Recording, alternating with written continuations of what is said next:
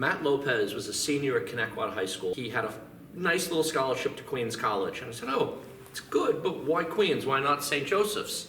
And he said, well, I want to be close to my dad because he just got diagnosed with cancer, and I want to spend as much time with him as possible. I said, that's great, but you're such a good student, you'll get a bigger academic scholarship from St. Joseph's than you'll get from the running money you got from Queens. That day he came by, he talked to the admissions, and voila, we ended up with Matt Lopez, who turns out to be one of the best runners we've ever had. He got what he really wanted and needed. He got to spend the last 3 years with his dad, and we got, one of the best runners we could get. This fall, as we come in, Matt had just an amazing run-up before our season because he had gone a year and a half of COVID of doing nothing but training. Matt was running 75 miles a week, which is the most we've ever had a young man run. But boy, when the season started, he's going through two things. He knows he's in the best shape of his life, but he also knows at any day his dad could be called. Yeah, so when preseason started, not all of us knew what was going on with Matt, but Chris and I were one of Matt's closest friends. We're not just his teammates, so we kind of knew what was going on. But Matt never really came to practice and threw it on everyone. He never kind of announced it. He kind of just ran just like we were, and he gave so much into the team that if you didn't know what was going on, you'd have no idea. He honestly is one of the strongest guys I know, so.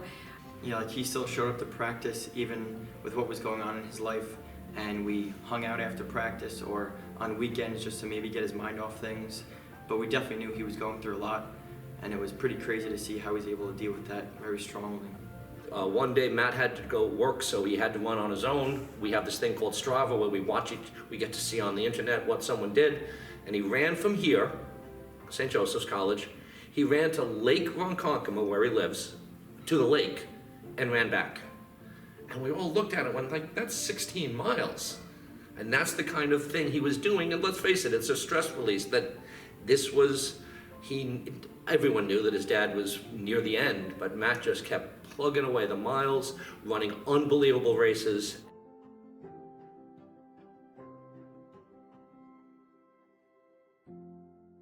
So the week before Skylines, when things were kind of hitting the fan a little bit, Matt definitely vented through running even harder during this time, and I remember he always kept saying, I know my dad's watching me, and I'm just going to give it my all this race. And he was running like we've never seen him run before, and we just kept saying, I know your father would be so proud of you, and it really made him happy, and he wasn't as upset during this time because of that. Exactly, yeah, and going off that, most of us that were really close to him, we kind of knew that it was going to happen every day, and it was kind of the news that we expected, but we didn't want to hear. That phone call, we knew it was going to happen, we just didn't want it to come. And his girlfriend who's on the team, Piper, she's the one who told me it first happened. So I was heartbroken for him, his family. He has a lot of siblings, but he's the oldest of them all, so because of that, he kind of rose above, and he acted really strong, not just for our team, but his whole family. And to me, that spoke volumes, just because for someone to lose their father, especially mid-season, and to rise above and become so successful in the season for your team, but your family as well, is so incredible.